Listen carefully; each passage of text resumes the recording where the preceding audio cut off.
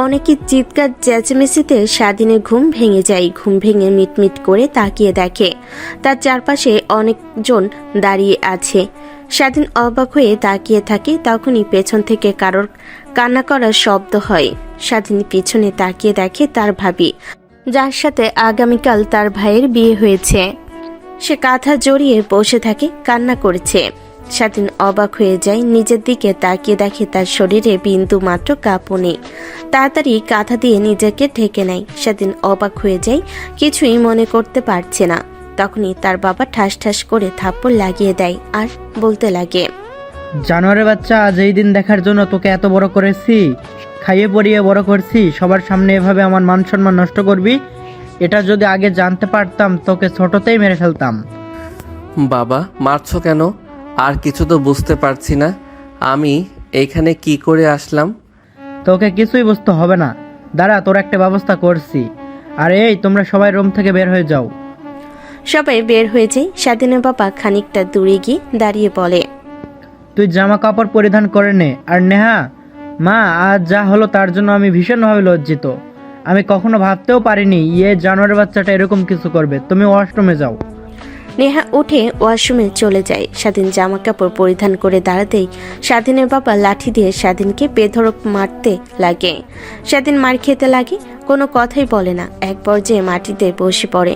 মারতে মারতে লাঠি ভেঙে যায়। স্বাধীন ফুলরির দিকে তাকিয়ে নীরবে কান্না করতে লাগে। তখনই নেহা ওয়াশরুম থেকে বের হয়ে আসে। স্বাধীনকে এভাবে মারতে দেখে নেহা এসে স্বাধীনের বাবাকে থামিয়ে দিয়ে বলতে লাগে, আঙ্কেল প্লিজ এইভাবে ওকে মারবেন না, এইভাবে মারলে ও মারা যাবে। বেঁচে থাকার ওর কোনো অধিকার নেই। ও মারা গেলে আমরা শান্তি পাবো। মা, তুমি সরো, আজ ওর শেষ দিন। স্বাধীন কিছুই বুঝতে পারে না, ফুলরির দিকে তাকিয়ে কান্না করতে লাগে। তখনই মনে পড়ে যায় কালকে রাতের কথা। ফ্ল্যাশব্যাক। আরে ভাইয়া, তুমি এখানে এত রাতে? যাও, ভাবি তোমার জন্য অপেক্ষা করছে। আর তুমি কিনা এখানে আসলে? কেন রে, আসতে পারি না নাকি? এখানে বিয়ে না করতে আমাকে পর করে দিলি। আগে তো তোদের মতো সিঙ্গেল ছিলাম, তাই আসলাম শেষবারের মতো ছোট ভাইদের সাথে এনজয় করতে। বাট ভাইয়া, আমরা তো এখানে এমনিতেই সব বন্ধুরা বসে আছি, আড্ডা দিচ্ছি। জানি রে জানি, এর জন্যই তো আসলাম। নে, তোদের জন্য আনছে এগুলো। অনেকগুলো জিনিসের বোতল সামনে বের করে স্বাধীন সহ স্বাধীনের বন্ধুরা অবাক হয়ে তাকিয়ে থাকে। স্বাধীনের বড় ভাই দেখে ড্যাপ ড্যাপ করে তাকিয়ে থাকে। এমন সময় স্বাধীন বলতে লাগে, বাট ভাইয়া, আমার বন্ধুরা তো এগুলো খায় না, ওরা অনেক ভালো, আর আমি এসব খাই না। তো আসো, আমাদের সঙ্গে বসে আড্ডা দাও, এগুলো সাইডে রেখে দাও। আরে ভাই, এই বয়সে এনজয় করবি না তো কখন করবি বল? বিয়ে করে তো আর এনজয় করতেই পারবি না। আর একদিন খেলে কিছুই হয় না। আয় তো, তোরা আর আমাকে এখন ফ্রেন্ড ভেবে নে সবাই। কিন্তু ভাইয়া। ধ্যাত, ভাইয়া তো বললো তাকে আমাদের ফ্রেন্ড মনে করে নিতে। আর আজ পর্যন্ত এগুলো খাইনি, তো কি হয়েছে? আজকে না হয় একটু খাবো। আর আজকে তো শেষ না। না করিস না তুই, প্লিজ। আর আমরা সবাই অনেক এক্সাইটেড। তার বন্ধুর কথা শুনে আর কিছুই বলে না, চুপ করে থাকে। তারপর স্বাধীনের ভাইয়ের বোতল বের করে এক এক করে সবাইকে দিতে লাগে। স্বাধীন দাঁড়িয়ে থেকে সব দেখতে লাগে। এমন সময় তার ভাই হাতে এক গ্লাস ড্রিঙ্কস নিয়ে এগিয়ে এসে স্বাধীনকে দেয়। আরে নে না, তুইও খা। তুইও এমন কেন রে বল আমাকে? দেখছিস কত অ্যাডভান্স, আর তুই কিনা হয়েছিস হাবা গোবা টাইপের। দেখ ভাই, এই জেনারেশনে এরকম থেকে কোনো লাভই নেই, বুঝলি? সো এনজয় কর। আর এই নে। বাট ভাইয়া, আমি এগুলো একদমই পছন্দ করি না। তোমরা এনজয় করো, আমি তাকিয়ে থেকে দেখি, এতেই অনেক। আর না ভাইয়া, প্লিজ, আমি খাবো না। এমন জোরাজোরি করো না। জোরাজোরি করতে লাগে। এক পর্যায়ে হার মেনে স্বাধীন খেতে লাগে। এক গ্লাস খেয়ে শেষ না করতে স্বাধীনের ভাই আরেক গ্লাস এনে দেয়। এভাবে অনেক গ্লাস ড্রিঙ্ক খেয়ে ফেলে। মা প্লিজ, আমাকে ছাড়ো বলছি। ওই জানোয়ারের বাচ্চার এই পৃথিবীতে বেঁচে থাকার আর কোনো অধিকার নেই। ওর জন্য সবার সামনে আমার মাথা নিচু হয়ে গেল। ও কি করে পারলো যে নিজের ভাবির সাথে? আমার ভাবতেও তো লজ্জা হচ্ছে। আর কিনা বাসর রাতে ও কি করে পারলো এইসব ভাবতে? আমার তো ভাবতে লজ্জা হচ্ছে। আর জানোয়ারের বাচ্চা কিনা। আঙ্কেল, যা হবার তা হয়ে গেছে। আমার কপালে লেখা ছিল এগুলো। এখন এমন করে ওকে মারলে তো আর কিছু ফিরে আসবে না। তা তুমি ঠিক বলেছো না? বাট ওর কোনো অধিকার নেই বেঁচে থাকার। ওর জন্য আমি মানুষের সামনে এখন মাথা উঁচু করে দাঁড়াতে পারবো না। কথাটা বলতে বলতে হাতের লাঠিটা ফেলে দিয়ে সোফায় বসে থেকে কান্না করতে লাগে স্বাধীনের বাবা। স্বাধীন মুখ উঁচু করে তাকিয়ে নীরবে কান্না করতে লাগে। কি বলবে সে নিজেও ভাষা খুঁজে পাচ্ছে না। একটু পর স্বাধীনের বাবা উঠে নেহার কাছে এসে পা ধরে বলতে লাগে, মা, তুমি আমাকে প্লিজ ক্ষমা করে দাও। আমি ভেবেছিলাম আমার বাড়িতে এনে তোমাকে সুখে রাখতে পারবো, বাট প্রথম দিনেই সব হয়ে গেল। আমি তা কল্পনা করতে পারছি না। আঙ্কেল কি করছেন আপনি এগুলো? আর ক্ষমাই বা চাইছেন কেন আমার কাছ থেকে? দেখেন, এখানে তো আপনার কোনো ভুল নেই, সব ভুল স্বাধীনের। আর যা আমার ভাগ্যে লেখা ছিল তাই হয়েছে। স্বাধীনের বাবা উঠে রাগীভাবে তার দিকে তাকিয়ে থাকে। তারপর গম্ভীর একটা নিঃশ্বাস ফেলে বলতে লাগে, মা, তুমি ওকে গোসল করতে বলো, আর তুমিও ফ্রেশ হয়ে দুজন একসাথে নিচে আসো। ঠিক আছে আঙ্কেল, আপনি যান। তারপর স্বাধীনের বাবা চলে যায় রুম থেকে। স্বাধীন এখনো বসে থেকে কান্না করতেই চলেছে। কিছুই যেন তার মাথায় আসছে না। কি দিয়ে কি হলো, আর কেনই বা তাকে মারছে। এমন সময় নেহা স্বাধীনের দিকে তাকায়। অনেক রাগ হতে লাগে, কিন্তু স্বাধীনের গা থেকে টপ টপ করে রক্ত দেখে অনেক মায়া হচ্ছে। তাই স্বাধীনের কাছে গিয়ে বলতে লাগে, কেন তুই এমনটা করলি? আমি তো তোর ভাবি ছিলাম, তোর ভাইয়ের বউ, যাকে কিনা নিজের বোন আর মায়ের মতো দেখতে হয়। আর তুই কিনা সেই, আমি অনেক ভালো ভেবেছিলাম তোকে। নিজের ছোট ভাইয়ের মতো দেখতাম তোকে, অনেক যত্ন করতাম, আদর করতাম। বাট জানতাম না যে তুই আমার দিকে খারাপভাবে তাকিয়ে থাকতে সব সময়। আপু প্লিজ বোঝার চেষ্টা করো। দেখো রাতে কি হয়েছে না হয়েছে আমার কিছুই মনে নেই। আর বাবা মা আমাকে মারলো কেন তাও বুঝতে পারলাম না। আর শুধু এতটুকুই দেখে বুঝতে পারলাম, আমাকে আর তোমাকে একসঙ্গে দেখে হয়তো তারা ভিন্ন কিছু ভেবেছে। আর আপু প্লিজ ভুল বোঝো না আমাকে, আমি কিছুই বুঝতে পারছি না। সব যেন মাথার উপর দিয়ে যাচ্ছে। প্লিজ বুঝিয়ে বলবে আমাকে। স্বাধীনের কথা শুনে নেহার যেন রাগ মাথায় উঠে যায়। নিজের রাগকে আর কন্ট্রোল করতে না পেরে স্বাধীনের কাছে গিয়ে ঠাস ঠাস করে থাপ্পড় লাগিয়ে দেয়। স্বাধীন মাথা উঁচু করে নেহার দিকে তাকিয়ে থাকে আর বলতে লাগে, হাপু তুমিও? আর কি করেছি আমি? হ্যাঁ, স্বাধীনের কথা শুনে নেহার আরো রাগ হতে লাগে। বেলকনিতে চলে যায়। এমন সময় দরজার শব্দ হয়। স্বাধীন সেই দিকে তাকিয়ে তার বড় ভাই ঠোঁটের কোণে মিষ্টি হাসি বুঝতে পারে না। তখন তার ভাই এসে স্বাধীনের সামনে দাঁড়াতে স্বাধীন বলতে লাগে, ভাইয়া প্লিজ বিশ্বাস করো, আমার কিছুই মনে নেই। আর কি হয়েছে আমি কিছুই বুঝতে পারছি না। প্লিজ অন্তত তুমি আমাকে ভুল বুঝো না। আমি তোকে ভুল বুঝতে যাব কেন? কারণ এইসব প্ল্যান আমারই। আমি তো তোকে প্ল্যান করে এসব করিয়েছি। হা হা হা হা, বুঝলি? এখন বসে থেকে মার খা, এছাড়া আর কি করবি? মানে? তুই হবার পর থেকে আমি দেখছি বাবা মা আমাকে দিয়ে ভালোভাবে তাকাইতো না, ভালোভাবে যত্ন করতো না। যত বড় হয় ততই দেখতাম যে বাবা মা তোকে অনেক ভালোবাসতো, আমাকে তেমন ভালোবাসতো না। তাই তোর উপরে রাগ থেকে গিয়েছে। যত বড় হই তত দিন দিন খারাপ হতে লাগি। বাবা মা আমাকে অনেক বাজে কথা বলতে লাগে, আর তোকে নিয়ে গর্ব করতে লাগে। আমার সহ্য হয় না। তাই এই বিষয়টাকেই আমি মোক্ষম সুযোগ মনে করি। আর আমি উকিলের কাছ থেকে শুনেছি এইসব জমি জমা বাবা তোর নামে লিখে দিতে চেয়েছে। তাই আর বেশি দেরি করিনি, এই বিয়েটাকে আমার প্ল্যানের অংশ বের করি। বাবাকে বিয়ের কথা বললেই নেহার সঙ্গে বিয়ে দেওয়ার কথা বলে। আমি রাজি হয়ে যাই। তারপর আমাদের বিয়ে হয়। বাসর ঘরে নেহাকে রেখে তোদের কাছে যাই। তোকে মদের মাধ্যমে ঘুমের ঔষধ আর উত্তেজিত হওয়ার ঔষধ খাইয়ে দিই, যেন তুই নিজের ভিতরে না থাকিস। ধীরে ধীরে তোর যখন অবস্থা বেগতিক হয়ে যায় তখন তোকে নিয়ে আমার রুমের মধ্যে ঢুকিয়ে বাইরে থেকে দরজা লাগিয়ে দিই। আসি, তারপর কি হয়েছে সেটা আর না বললাম, কারণ তুই তো জানিস না, শুধু একমাত্র নেহাই জানে। হা হা হা। তার মানে ভাইয়া তুমি তোমাকে অনেক বিশ্বাস করতাম। আর তুমি কেন এরকমটা করলে? দেখো এর ফল তোমাকে একদিন না একদিন ভোগ করতেই হবে। স্বাধীনের কথা শুনে স্বাধীনের বড় ভাই হাসতে লাগে। হাসতে হাসতে স্বাধীনকে মারতে লাগে। স্বাধীন চুপ হয়ে সবার মার খেতে লাগে। এক পর্যায়ে অজ্ঞান হয়ে ফ্লোরে লুটিয়ে পড়ে। জ্ঞান ফিরতে স্বাধীন দেখে সে এখনও তার ভাইয়ের রুমেই শুয়ে আছে। পাশে তাকিয়ে দেখে তার বাবা মা তার হাত ধরে কান্না করে চলেছে। স্বাধীনের জ্ঞান ফিরতে দেখে সবাই উঠে চলে যেতে যাবে, এমন সময় স্বাধীন শুয়ে থেকে বলতে লাগে, মা, তুমিও আমাকে ভুল বুঝলে। আমি ভেবেছিলাম সবাই ভুল বুঝলেও তুমি আমাকে বুঝতে পারবে। চুপ কর তুই, তোর সাথে কোনো কথা নেই। এই যেই ছেলে নিজের মা বাবার মান সম্মান ধুলোয় মিশিয়ে দিতে একবারও ভাবে না, যে ছেলে তার নিজের ভাবিকে ধর্ষণ করতে পারে, সেই ছেলের কখনো আমার ছেলে হতে পারে না। আর হ্যাঁ, জ্ঞান ফিরেছিস, তোর অপেক্ষায় আছি। সবাই তাড়াতাড়ি গোছল করে নিচে আয়, সবাই বসে আছে। স্বাধীন কিছুই বলে না। তার মা রুম থেকে চলে যায়। স্বাধীন উঠে মুখে হাসি রেখা টেনে ভাবতে লাগে, ভাইয়া যেই খেলা খেলছে এতে মা কেন, স্বয়ং আমিও আমাকে ভুল বুঝাচ্ছি। এখানে মা বাবাকে আর কি দোষ দেব? কিন্তু ভাইয়া, তোমাকে এই পাপের ফল একদিন না একদিন ভোগ করতেই হবে। কথাটা বলে স্বাধীন দাঁড়াতে যাবে, তখনই পড়ে যায়। কোনো রকম ভাবে নিজেকে সামলে নেয়। তারপর ওয়ার্ড্রপ থেকে জামা কাপড় বের করে ওয়াশরুমে চলে যায় গোসল করার জন্য। শাওয়ার অন করতে গায়ে পানি লাগতে কাটের জায়গাগুলো থেকে অনেক ব্যথা হতে লাগে, পুড়ে যেতে লাগে। সাথে নিজেকে স্বাভাবিক করে নেয়।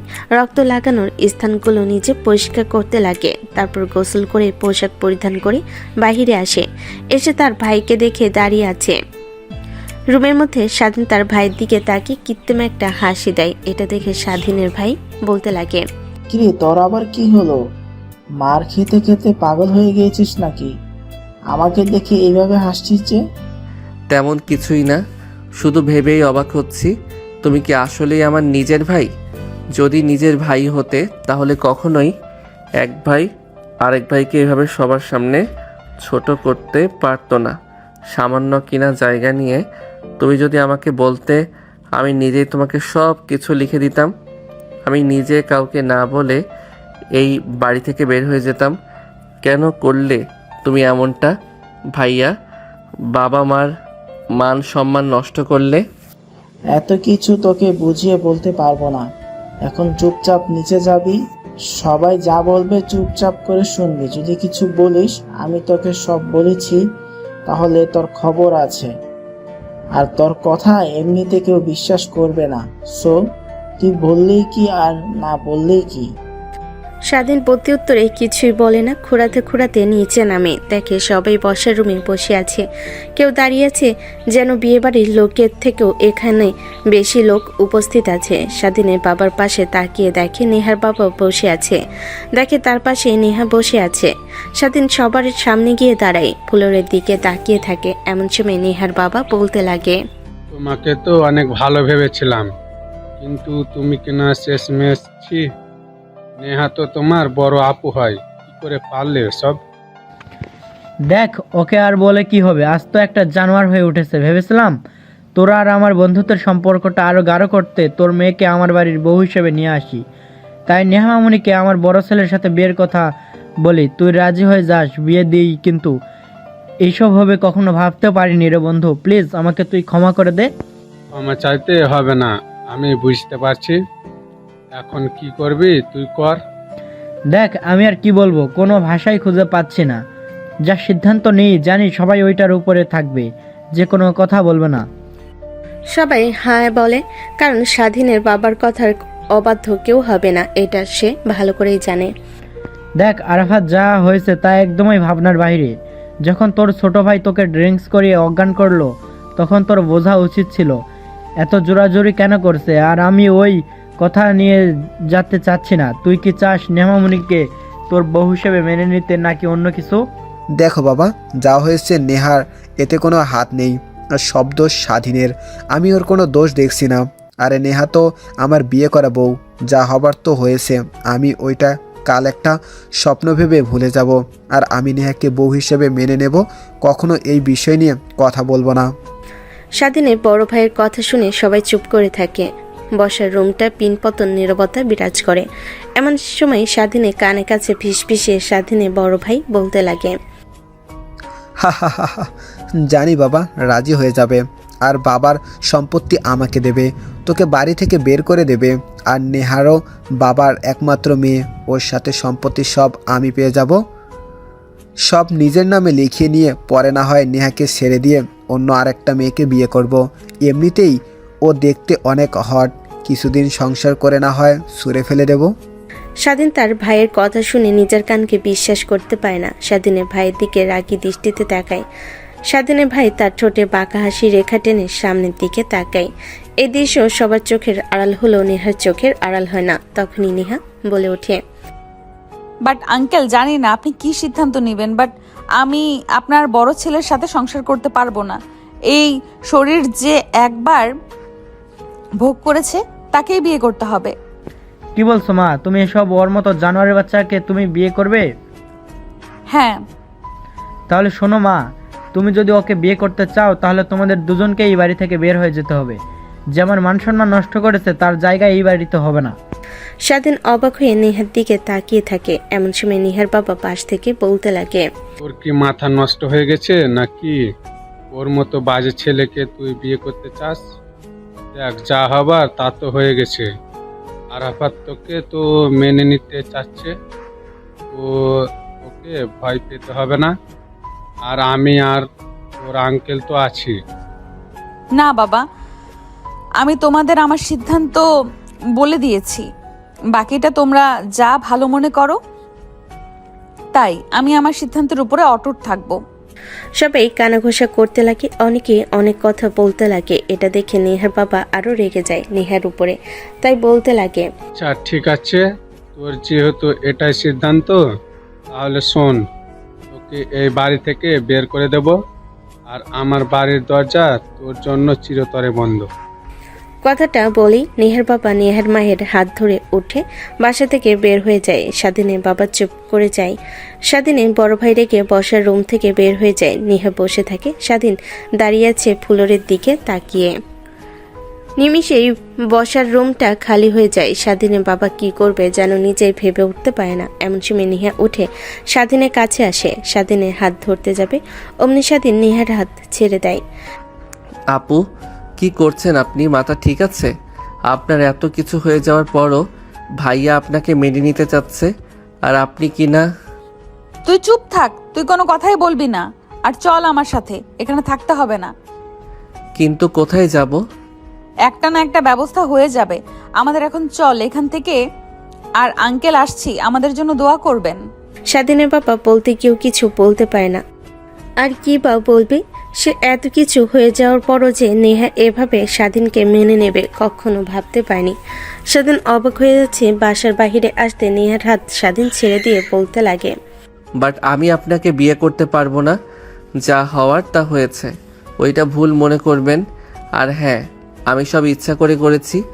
আপনার দিকে আমার অনেক আগে থেকেই লালসার দৃষ্টি ছিল, তাই নিজেকে আর বউ সাজে আপনাকে দেখে কন্ট্রোল করতে পারিনি। আর ভাইয়াকে মেনে নিয়ে সুখে শান্তিতে থাকেন, আমাকে নিয়ে ভাবতে হবে না। চুপ চুপ থাকবি তুই, বলছি না? আর একটা কথা বলবি না। চুপচাপ আমার সাথে বের হয়ে চল।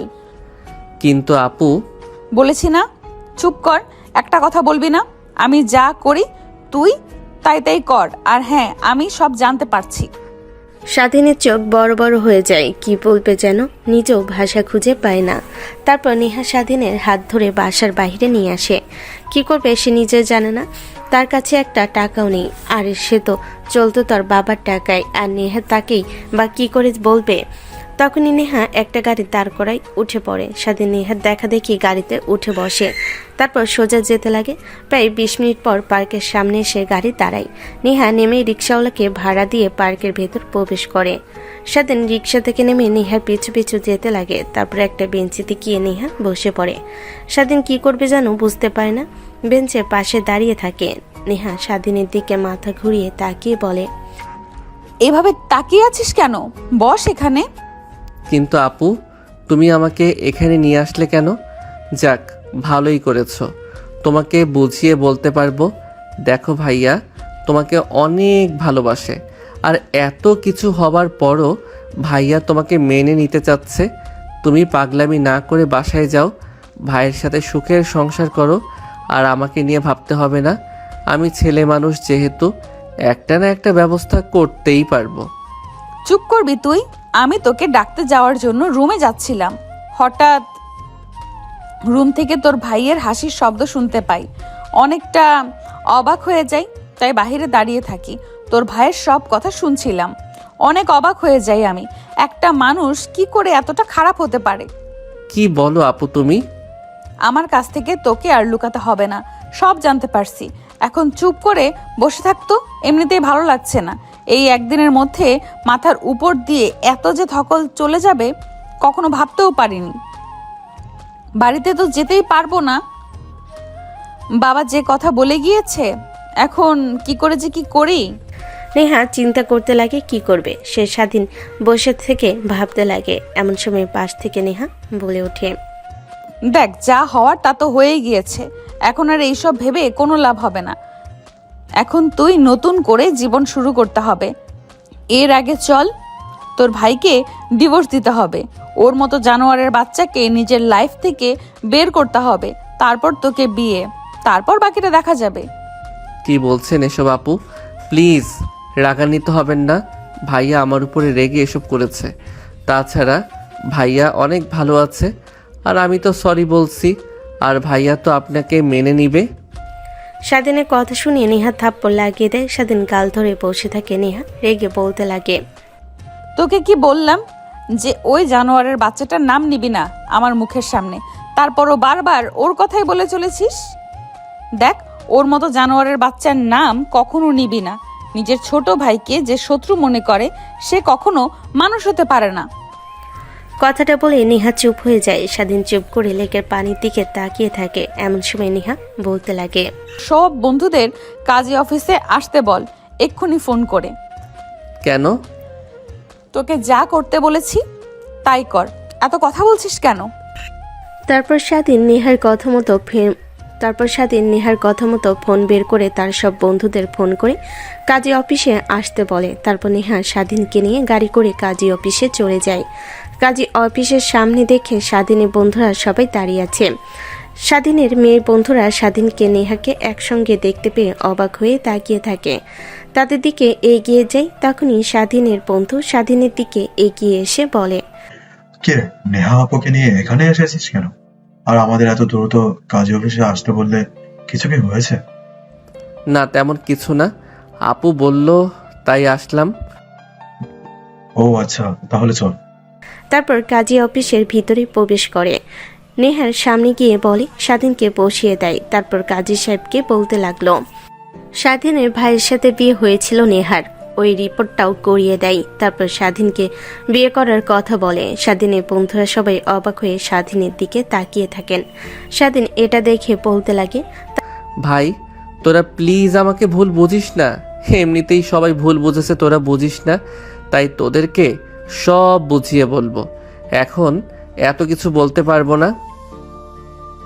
আচ্ছা ঠিক আছে। তারপর নেহা স্বাধীনের ভাইয়াকে ডিভোর্স দিয়ে স্বাধীনকে বিয়ে করে ফেলে। মোনাজাত ধরে বাহিরে আসে। এক এক করে সবাই চলে যায়, শুধু স্বাধীনের বেস্ট ফ্রেন্ড বাদে। তারপর তারা তিনজন মিলে গাড়ি করে পার্কে চলে আসে। স্বাধীন বসে আছে, চিন্তা করতে লাগে।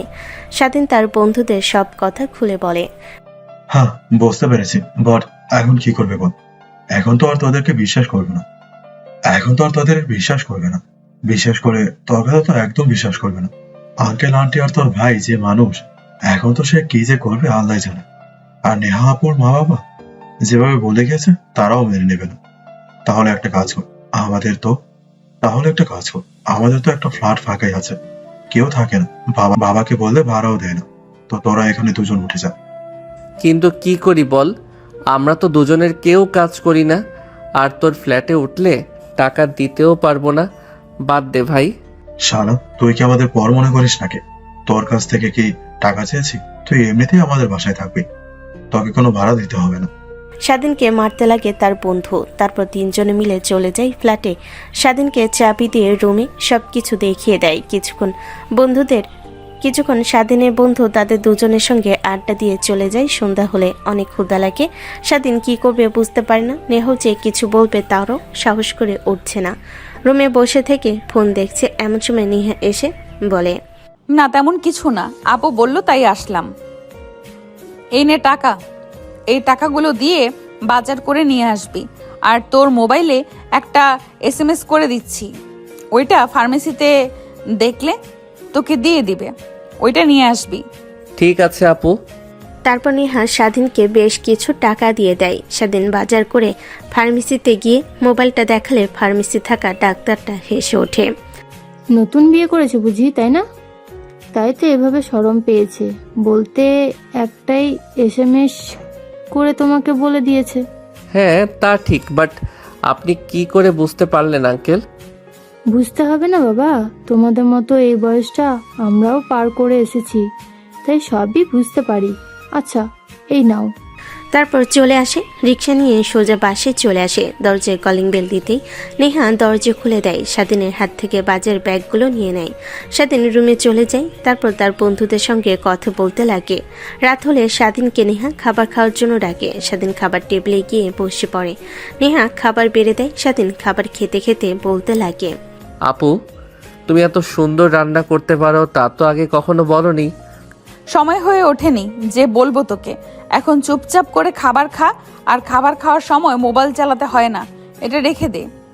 স্বাধীন মোবাইল সাইডে রেখে খাবার খেতে লাগে। খাওয়া শেষ হলে হাত ধুয়ে রুমে চলে আসে। একটু পর নেহা সবকিছু গুছিয়ে রুমে খাটের উপর বসে পড়ে। তখনই স্বাধীনকে উদ্দেশ্য করে বলতে লাগে, দেখি তোর মোবাইলটা একটু দে তো।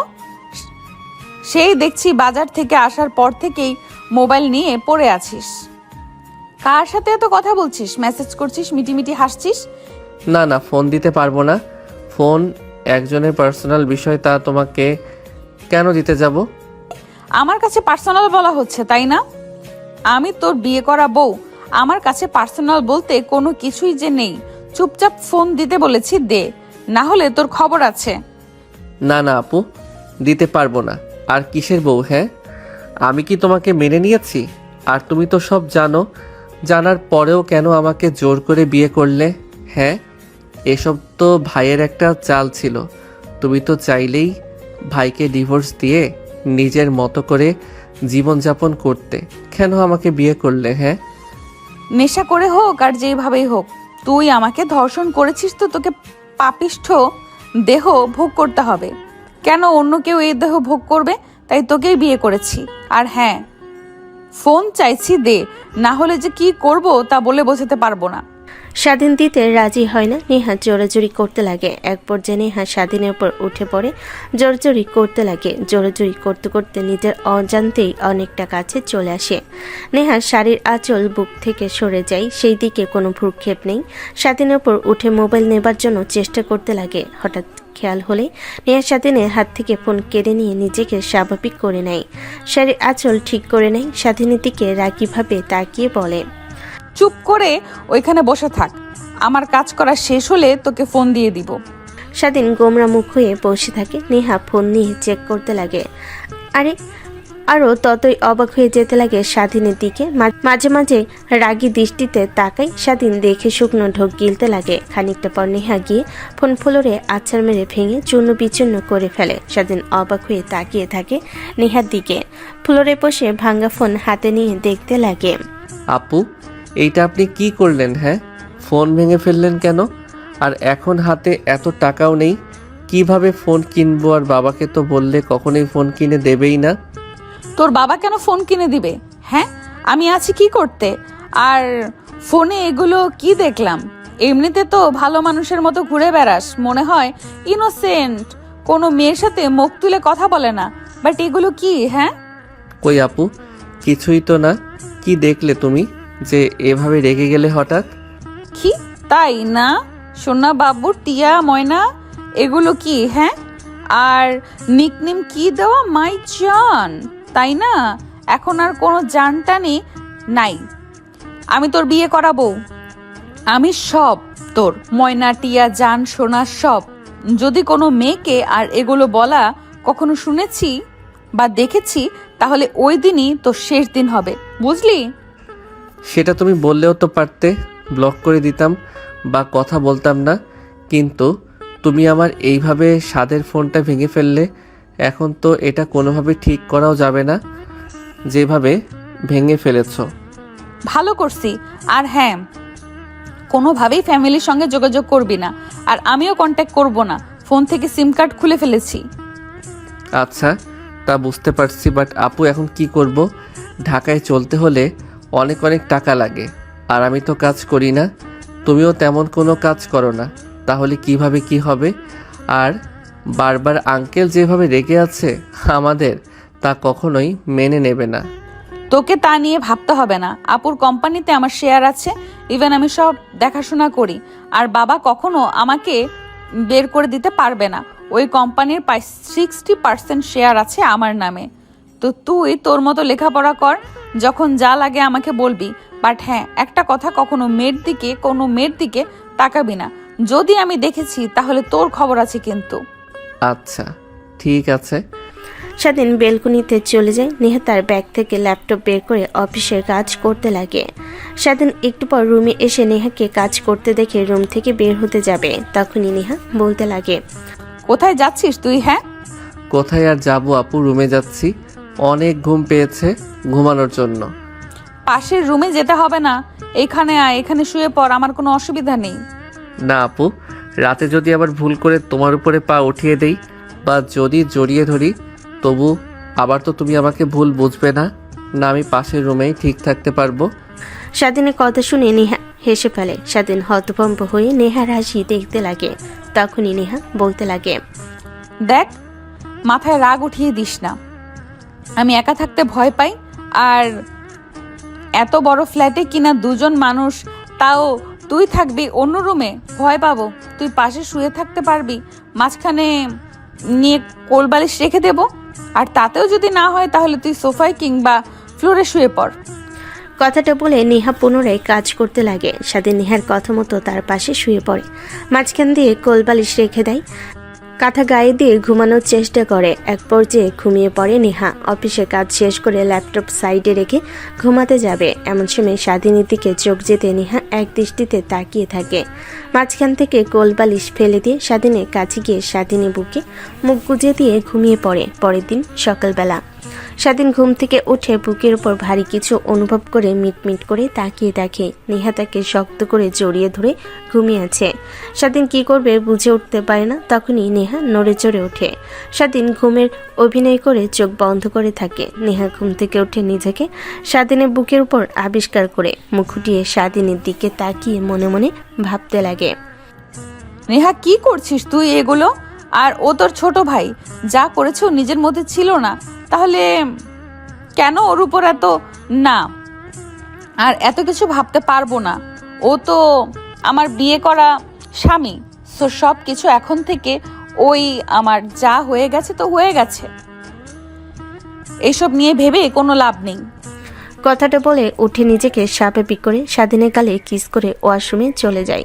স্বাধীন অবাক হয়ে যায়। নেহা চলে যেতে স্বাধীন মিটমিট করে তাকে হাত দিয়ে গাল মুছতে লাগে আর বলতে লাগে, এনার আবার কি হলো, এমন করছে কেন? আল্লাহ জানে কপালে আর কি কি শনি আছে। কথাগুলো ভাবছিল বসে থেকে। হঠাৎ দরজার কলিং বেলের শব্দ হয়। স্বাধীন অবাক হয়ে যায়, এত সকালে কে বা আসবে। উঠে গিয়ে দরজা খুলে দিয়ে তার বন্ধুকে দেখতে পায়। আরে সজীব, তুই আর এত সকালে?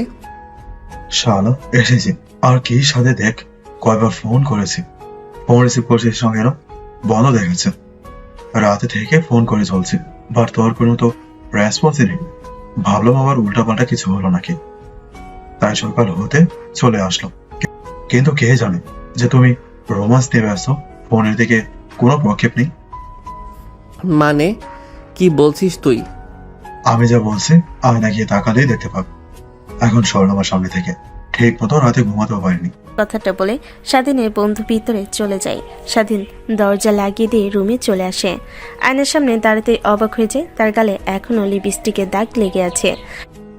হাত দিয়ে মুছতে লাগে কিন্তু মুছে না। তখনই নেহা ওয়াশরুম থেকে বের হয়। স্বাধীনকে আয়নার সামনে দাঁড়িয়ে গাল ডলতে দেখে হাসি দিয়ে বেলকনিতে চলে যায়। অন্যদিকে স্বাধীন বিড়বিড়িয়ে বলতে লাগে, এনার আবার কি হলো আল্লাহ জানে, কি যে হয়, বাট সব কিছুই মেনে নেবে কে জানে।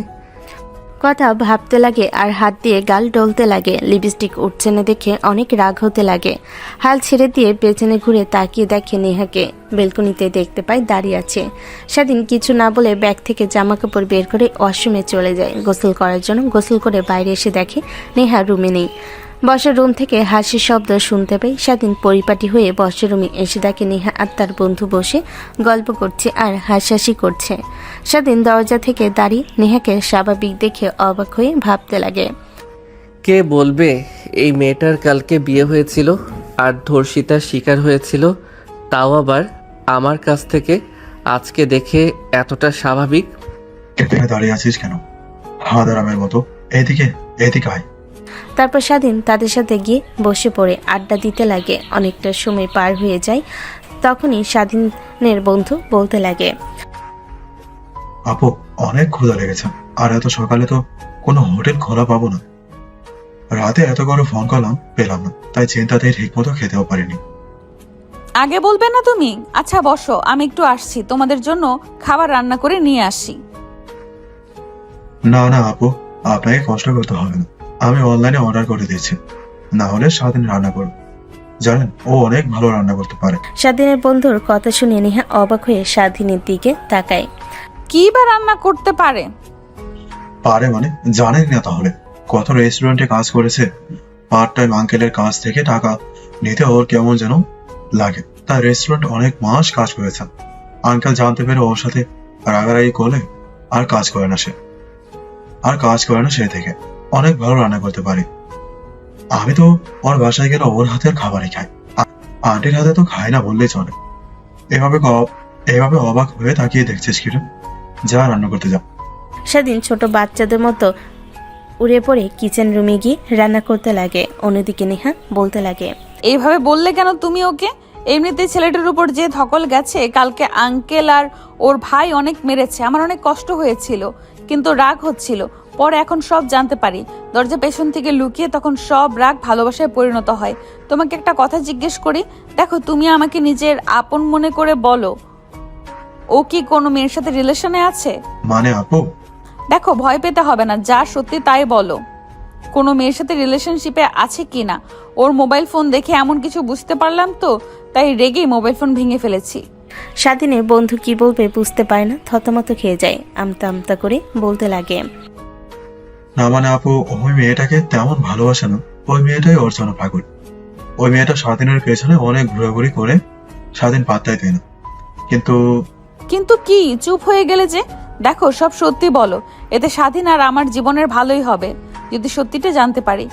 না মানে আপু, স্বাধীন ওই মেয়েটাকে ভালোবাসে, বাট কিছুই বলছে না। ও লেখাপড়ায় সমস্যা হবে, পরীক্ষা শেষ হলে অ্যাকসেপ্ট করবে, এতটুকু আমাকে ও বলেছে।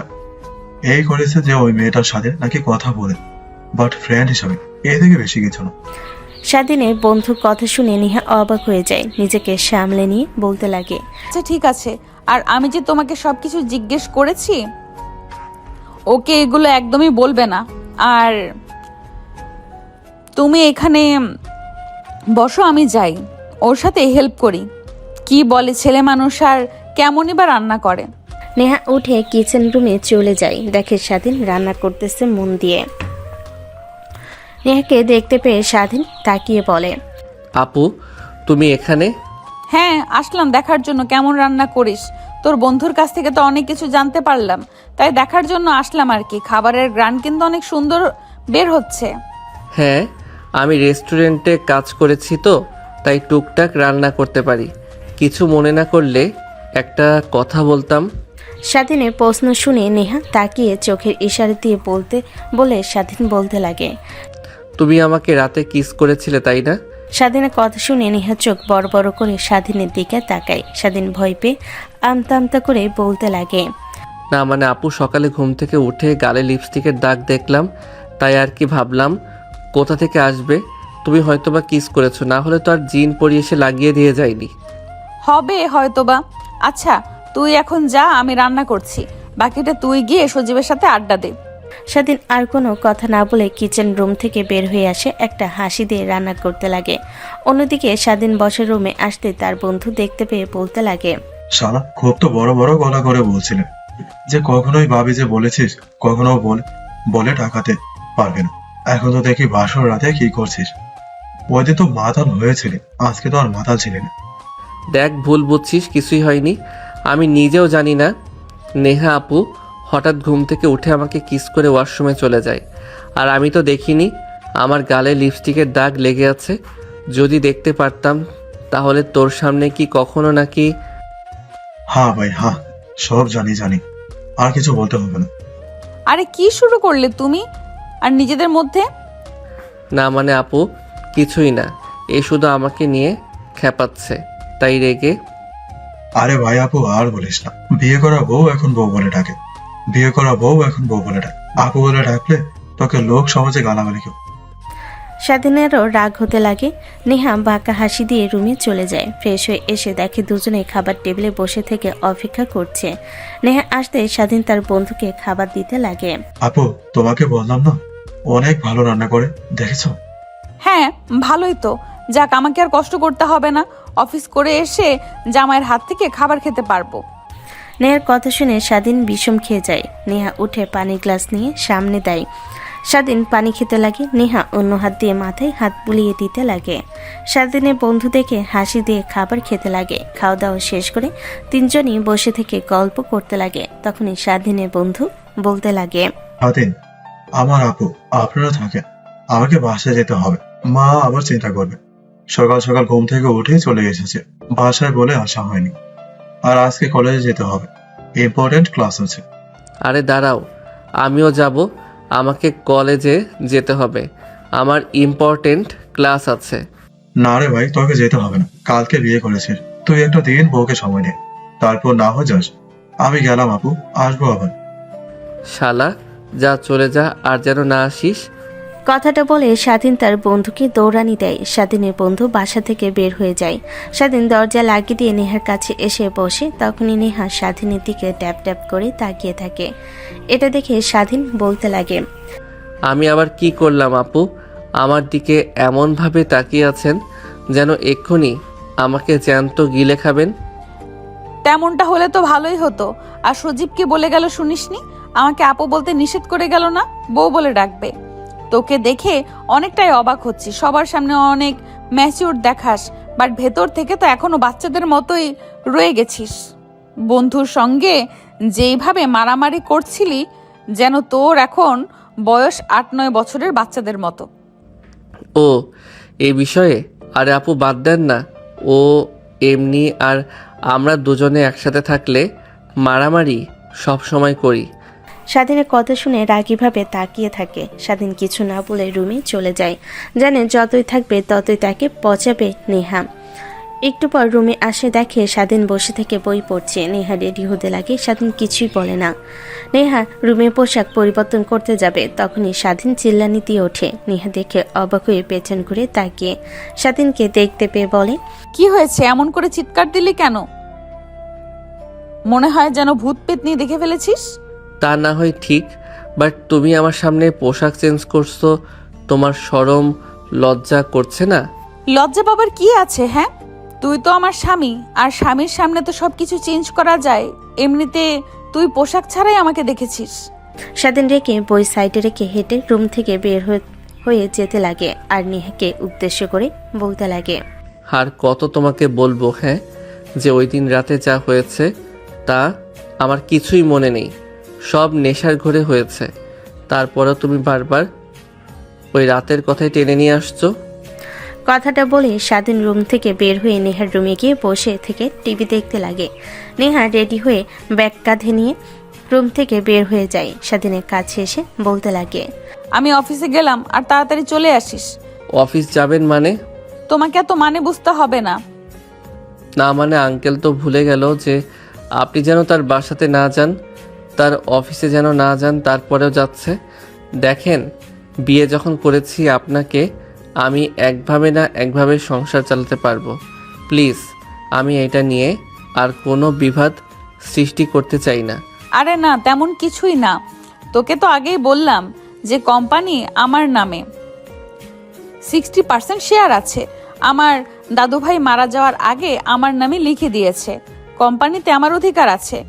আচ্ছা চল না হয় তুই আমার সাথে বাসায় বসে থেকে কি করবি, এর থেকে বাইরে থেকে ঘুরে আসলি।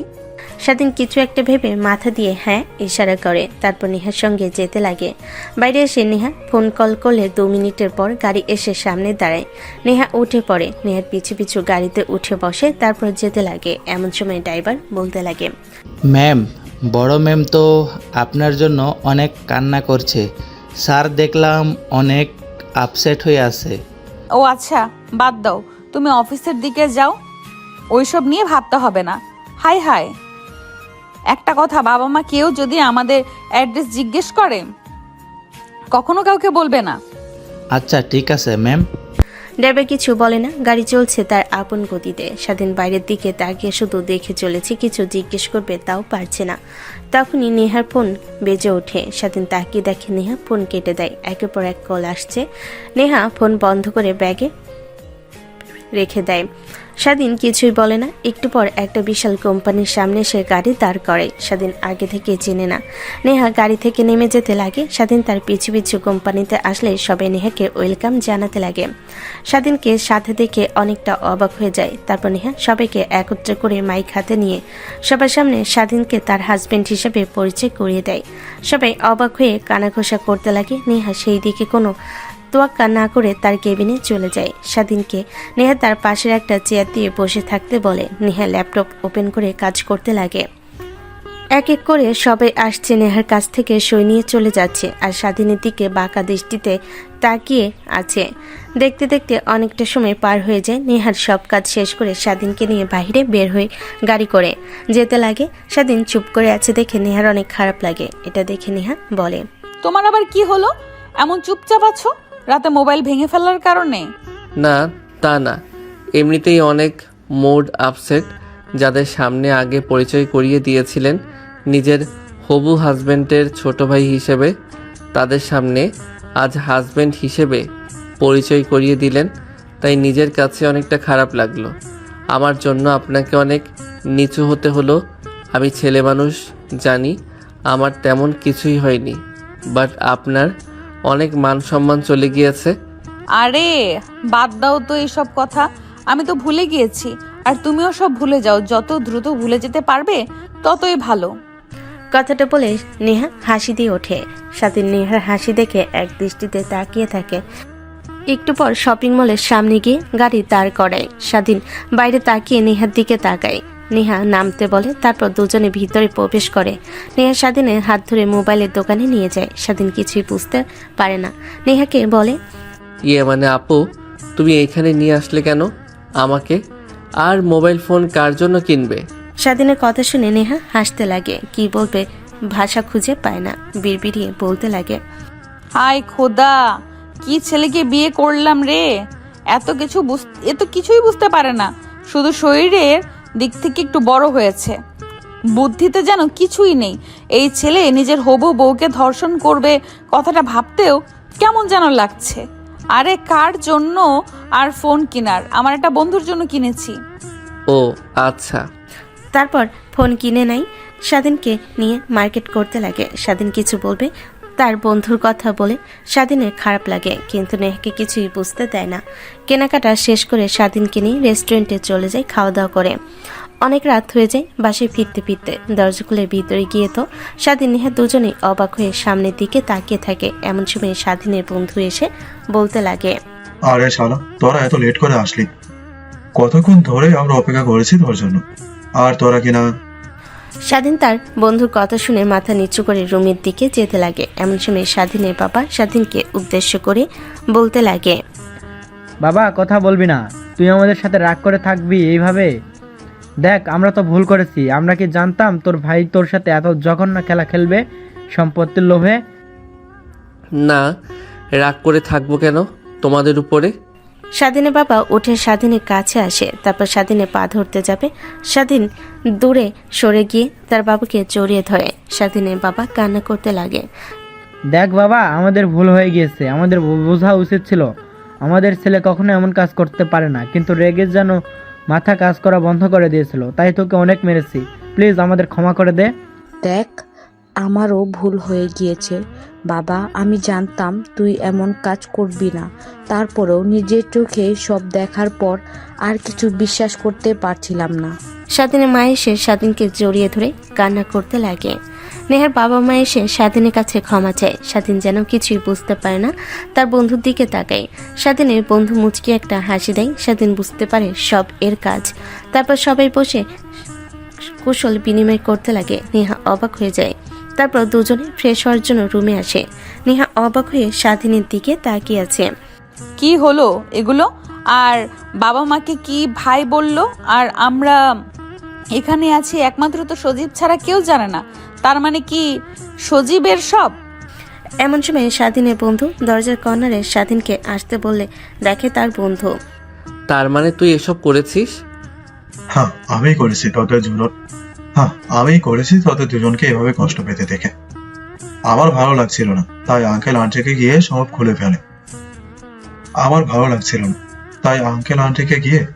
খুলে বলি।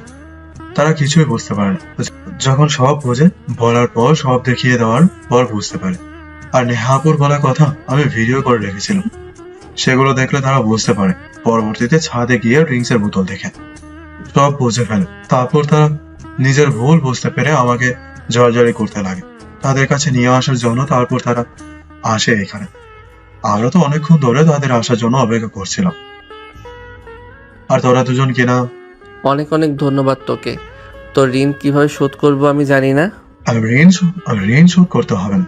তোর শাড়িও নেই যে বিয়ে করব।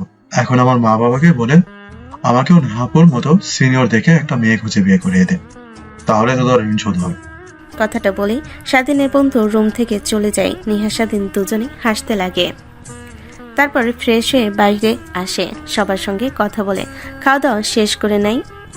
আচ্ছা বাবা, অনেক তো রাত হলো, এখন চল আমাদের সাথে। কোথায়? কোথায় আর যাবে, নিজের বাসায় চল বাবা। স্বাধীন কি বলবে বুঝতে পারে না। নেহা মাথা দিয়ে হ্যাঁ ইশারা করে। তারপর স্বাধীন নেহা দুজনে রেডি হয়ে তার মা বাবার বাসায় চলে আসে। স্বাধীন তার রুমে গিয়ে এলিয়ে দিয়ে খাটের উপর শুয়ে পড়ে। নেহা ওয়াশরুমে চলে যায় ফ্রেশ হওয়ার জন্য। ফ্রেশ হয়ে স্বাধীনকে শুয়ে থাকতে দেখে বলে, এখন তো খুশি, আর অনেক অনেক ধন্যবাদ।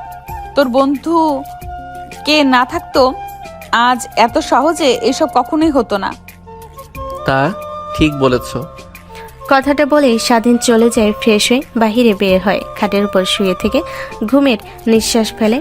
নেহার দিকে তাকিয়ে দেখে নেহা ড্রেসিং টেবিলের সামনে বসে থেকে সাজগোজ করছে। স্বাধীন এটা দেখে হাসি দিয়ে বলতে লাগে, সবাই আমাদের দুজনকে নিয়ে অনেক কিছু আশা করছে আপু, আমাদের উচিত তাদের সব কিছু বলে দেওয়া।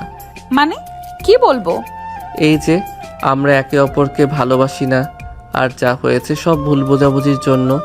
আর আমি জানি কখনোই তুমি আমাকে মেনে নেবে না নিজের হাজবেন্ড হিসেবে। সব মেয়ে চায় যে তার থেকে ম্যাচিউর কোনো ছেলে, আর আমি বাচ্চাদের মতো। নেহা স্বাধীনের দিকে রাগীভাবে তাকালো। স্বাধীন বুঝতে পারে না নেহা স্বাধীনের কাছে এসে স্বাধীনের উপর উঠে বসে, দুহাত দিয়ে গলা চেপে ধরে বলতে লাগে, আমি তোকে সব বলেছি। হ্যাঁ, যে তুই এসব বলেছিস, আর আমি তো তোকে স্বামী হিসেবে মেনে নিয়েছি। ওটা তুই তো মেনে নিসনি। কোনো মেয়েকে নিয়ে যেন ভালোবাসার স্বপ্ন দেখেছিস, ঘর বানানোর, তাই তো? তার উপরে আমিও জোর খাটাচ্ছি না, এখন আর না। এখন তো পরিবারও মেনে নিয়েছে। এখন দেখবো কোন মেয়ের দিকে তুই তাকাস, তারপর ওই মেয়েকে, তারপর তোর চোখ একদম উপড়ে ফেলবো। আর মিথ্যে বলতে হবে না বাবু। আর ছাড়ো আমাকে, তুমি তো তোমার প্রিয় মানুষের জন্য সব কিনেছো, পোশাক আশাক, মোবাইল ফোন। আমি ভালো করেই জানি, আমাকে বোঝাতে হবে না, আমি ছোট বাচ্চা নই। হায় আল্লাহ, তুই এখনো ছোট বাচ্চাই রয়েছিস। তোর বুদ্ধি বলতে কিছুই হয়নি। নিজেই তো দেখলি তোর পছন্দ মতো ফোন কিনলাম, তোর পছন্দ মতো সব জামা কাপড় কিনলাম, আর তুই বলছিস আমার ফ্রেন্ডের জন্য। হাদারাম, আমার ফ্রেন্ড একটাও নেই, ছেলে ফ্রেন্ড সব তোর জন্যই কিনেছি। কি? শালা কুত্তা। কথাটা বলে নেহা স্বাধীনের উপর ঝাঁপিয়ে পড়ে। তারপর তারা হারিয়ে যায় ভালোবাসার কত গভীরে, যা আমাদের আর না জানলেও চলবে।